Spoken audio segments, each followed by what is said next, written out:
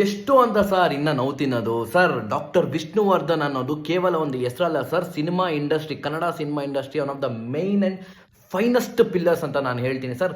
Doctor Vishnuvardhan ಅನ್ನೋದು ಕೇವಲ ಒಂದು ಹೆಸರಲ್ಲ ಸರ್, ಒಂದು ಡಿವೈನ್ ಪರ್ಸಾನಿಫಿಕೇಶನ್ ಸರ್. ಅಂಥ ವ್ಯಕ್ತಿ ಸರ್, ಅಂಥ ವ್ಯಕ್ತಿತ್ವಕ್ಕೆ ಸರ್ ಸನ್ಮಾನ ಮಾಡದೇ ಇರೋ ಪರವಾಗಿಲ್ಲ, ಹೆಂಗಿದ್ರು ಅದನ್ನು ನೀವು ಮಾಡಲಿಲ್ಲ ಸರ್. ಅಟ್ಲೀಸ್ಟ್ ಅವಮಾನ ಯಾಕೆ ಸರ್ ಮಾಡ್ತೀರಾ ಸರ್?